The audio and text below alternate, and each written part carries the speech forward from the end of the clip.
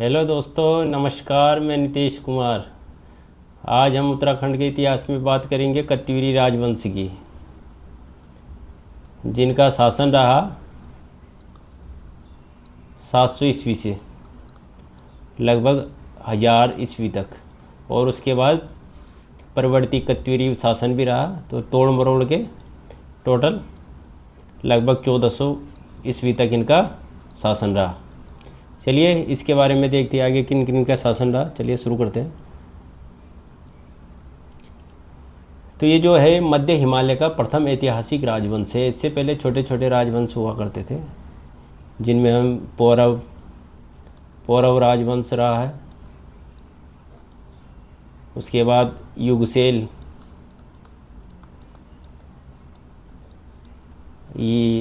योधेय, ये राजवंश रहे। उसके बाद धीरे धीरे एक प्रमुख राजवंश आया है कत्यूरी, जिसके बारे में हमें काफ़ी सारी जानकारियाँ पांडुकेश्वर के ताम्रलेख और बागेश्वर के बागनाथ के मंदिरों से मिलती है। जो जो इसका प्रथम शासक हुआ उसका नाम था बसंत देव। बसंत देव ने इस वंश की शुरुआत की और इन्होंने अपनी उपाधि रखी परम भट्टारक महाराज आदिराज परमेश्वर। इनकी क्या थी? उपाधि थी। ये कई बार वन लाइनर में आ सकता है प्रश्न कि उनकी उपाधि क्या थी।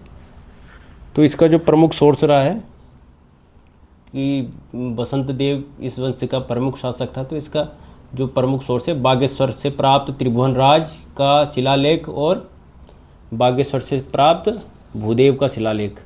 इससे पता चलता है कि बसंत देव ही इस वंश का प्रमुख शासक रहा है, जिसने इस वंश को शुरू किया। तो देखिए जो कत्यूरी घाटी है वो बागेश्वर, अल्मोड़ा और इसके मध्य, चमोली के मध्य इस क्षेत्र में है लगभग ये। तो जो ये आपका हो गया बागेश्वर डिस्ट्रिक्ट, ये पिथौरागढ़। ये देखिए ज्योग्राफी भी इसके साथ साथ आपको पता चल जाएगा कि कौन सी डिस्ट्रिक्ट कहाँ है। ये आ गया चंपावत। चंपावत से देखेंगे आप, हम चंद वंश जब पढ़ेंगे तो चंपावत से काफ़ी सारे ऐतिहासिक स्थलों का पता चलेगा। ये आपका यूएस नगर, जिसे उधम सिंह नगर कहते हैं। ये आ गया नैनीताल डिस्ट्रिक्ट। ये आपका सबसे इम्पोर्टेंट उत्तराखंड का ज़िला अल्मोड़ा, जो अपने आप में काफ़ी सारी ऐतिहासिक धरोहर समेटे हुए हैं। और ये आपका पौड़ी,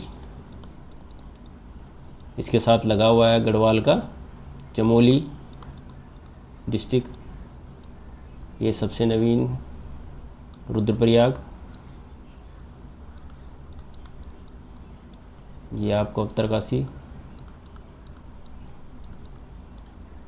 उत्तरकाशी का पुराना नाम आपको पता है, बड़ा हाट। रुद्रप्रयाग का पुनाड़। ये आपका देहरादून।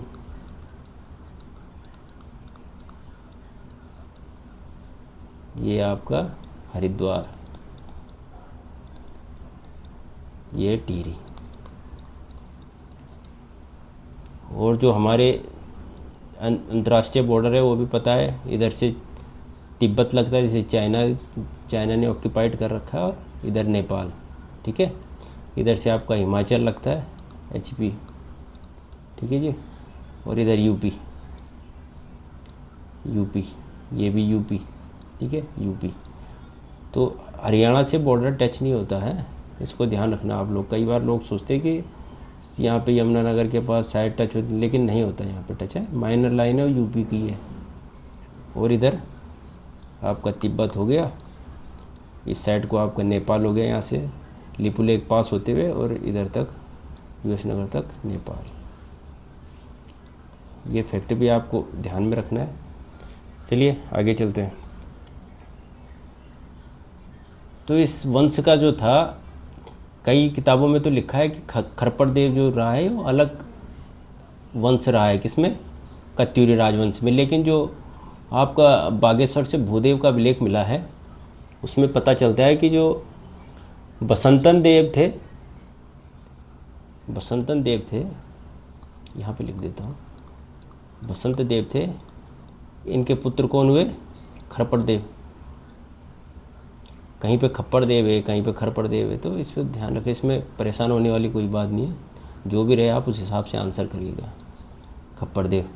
और खप्पर देव के ही पुत्र कौन हुए? अधिध्वज। अधिध्वज, ठीक है जी। जो अधिध्वज की बीवी थी लद्धा देवी, और लद्धा देवी से कौन हुए? त्रिभुवन राज।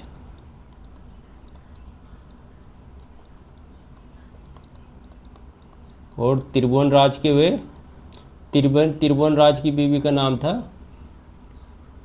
नाशु देवी। नाशु देवी अगर ग्रुप सी वगैरह एग्ज़ाम में आ जाता है तो इसको भी लिख सकते हैं आप। इनकी बीवी थी नाशु देवी। नाशु देवी और त्रिभुवन राज का जो पुत्र हुआ उनका नाम था ईष्टगण। ईष्टगण। ये किताबों में अलग अलग हैं, लेकिन जो शिव प्रसाद डबराल जी ने लिखी हुई है तो उसमें उन्होंने मेंशन कर रखा है कि जो बागेश्वर से भूदेव का जो अभिलेख मिला है, शिलालेख जो उन्होंने लिखा वहाँ पे, तो उनकी जो वंशावली है इस क्रम में दर्शाई गई है। तो जो ईष्टगण की हुई, तो उन ईष्टगण और उनकी बीवी का नाम था वेंगी देवी, और इनसे उत्पन्न पुत्र का नाम था ललित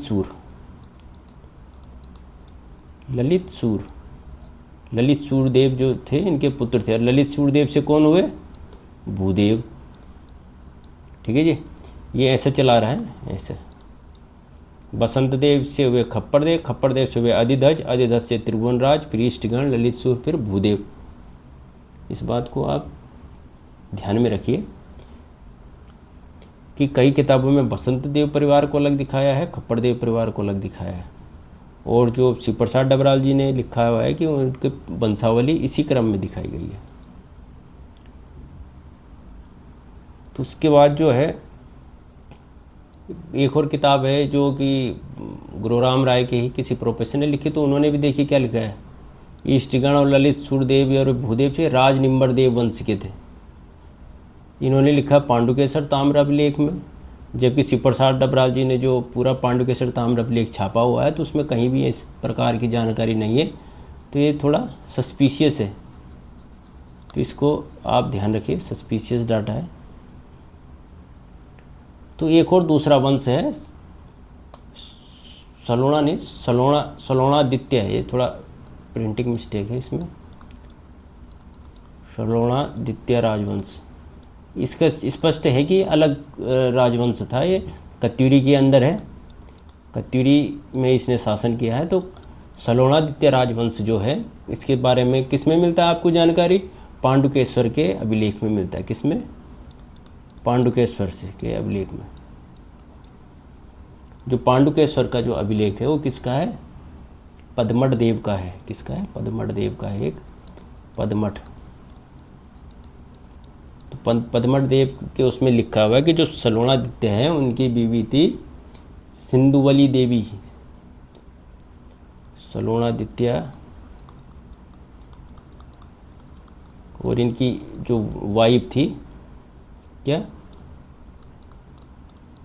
सिंधुवली देवी।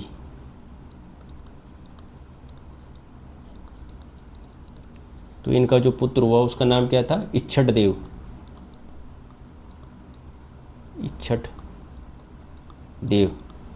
और इच्छट देव की बीवी का नाम था सिंधु देवी।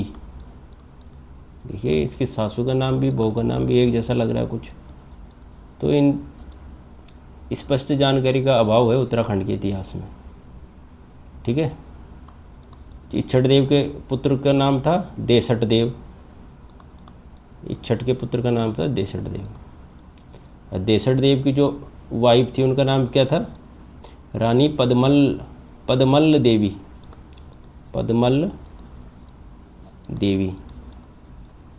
और जो पदमल्ल देवी और देसठ देव का पुत्र का नाम था पदमठ देव। और इनकी बीवी का नाम था विशाल देवी। अब पांडुकेसर का एक और अभिलेख मिला है। ये तो पांडुकेसर का अभिलेख ये है, और पांडुकेश्वर से एक और अभिलेख मिला है। किसका है? सुबिक सिराज का। ये सुभिक्ष राज ने पता बद्रीनाथ धाम को कुछ गांव दान दिए, तो उसके बारे में लिखा है, और उन्होंने मंदिर की मरम्मत भी करवाई थी, तो उसका भी उल्लेख उसमें किया। तो उन्होंने भी इसमें जो अपनी वंशावली दर्शा रखी, यही दर्शा रखी है। जो पद्मठ देव के पुत्र कौन हुए? सुभिक्ष राज। ठीक है। तो ये सलोणादित्य राजवंश स्पष्ट तौर पे अलग राजवंश था, जिसने बसंतन देव वंश के बाद शासन किया। कई किताबों में क्या है कि एक वंश बसंतन देव का है जिसने शासन किया, दूसरा है खप्पर देव का, तीसरा है सलोणादित्य का। ठीक है।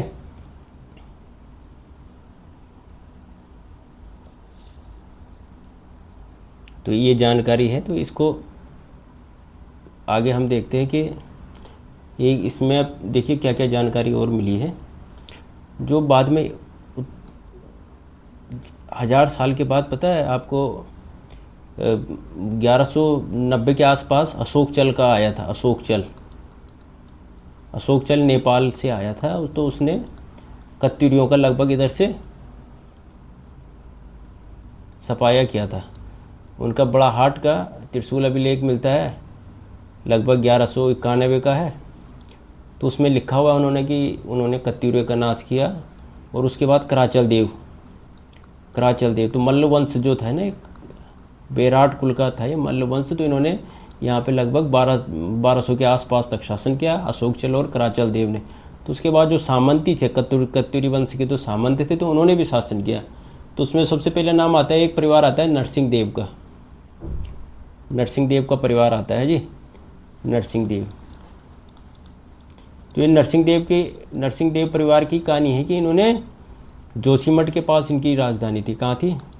जोशीमठ, जो आधुनिक जोशीमठ है वहाँ इनकी राजधानी थी, जोशीमठ के पास।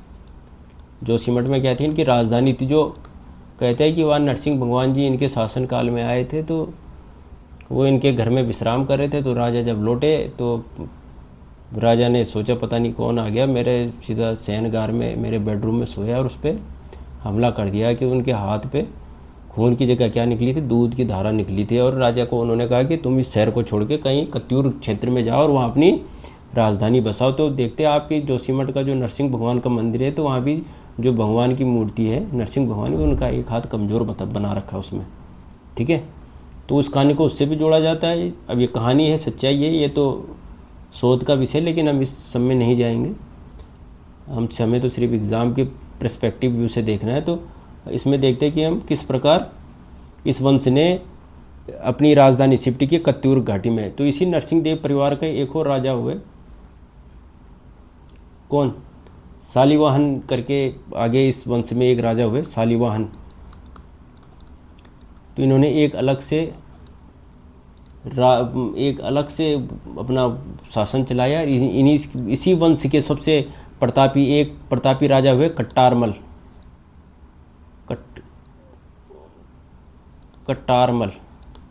जिस कट्टारमल राजा ने अल्मोड़ा में सूर्य मंदिर का निर्माण किया। अल्मोड़ा में सूर्य मंदिर का निर्माण किया कट्टारमल राजा ने। तो वो किसके थे? शालिवाहन के उसके जुड़े हुए थे। तो इसके बाद एक और लगभग 1300 के पास 1200-1300 के बाद एक और वंश आया, त्रिलोकी पाल बोलते हैं, कई जगह त्रिभुवन पाल लिखा हुआ है। त्रिभुवन पाल एक और शासक हुए। जो त्रिभुवन पाल हुए, तो त्रिभुवन पाल परिवार हुआ। ये छोटे मोटे मांडलिक राजा थे जी, मंडलों में बटा था कि इनका शासन कत्यूरी वंश का। तो जब कत्यूरी राजवंश पे जब मल्ल आक्रमण हुआ, अशोक चल और कराचल देव ने शासन किया, तो छितर बितर हो गया था। तो छोटे मोटे अधीनस्थ राजा थे, उन्होंने अपना राज शासन चलाया अलग अलग क्षेत्रों में। तो उन्हीं में से कौन था? शालिवाहन था। उसी वंश से एक प्रतापी शासक हुआ कट्टारमल। उसके बाद एक और वंश चला, त्रिभुवन पाल ने चलाया, कत्यूरी नाम से ही कत्यूरी शासक माना जाता है इन्हें भी। तो इनके हुए निरंजन देव। त्रिभुवन पाल के कौन हुए? निरंजन देव का शासन शिव प्रसाद डबराल जी ने क्या लिखा हुआ है? 1275 के आसपास, 1275 से 1300 ईस्वी तक रहा। देखिए उसके बाद हुए ब्रह्मदेव, जिन्हें बीरमदेव भी कहते हैं भाई, ब्रह्मदेव। अब ब्रह्मदेव के समय किसने आक्रमण किया था? तैमूर लंग ने। तैमूरलंग ने कहाँ पे आया, तैमूरलंग ने हरिद्वार पे आक्रमण किया था, हरिद्वार तक आया था। ठीक है, ये वन लाइनर आते हैं, ये फैक्ट आते हैं। ये लगभग 1390 के आसपास या 99 के आसपास है। आप एक बार डाटा ज़रूर चेक कर लेना, है ना। ठीक है, तो बीरम देव की ना आप देखते हो कि इनकी भी लोक गाथाएँ चलती है।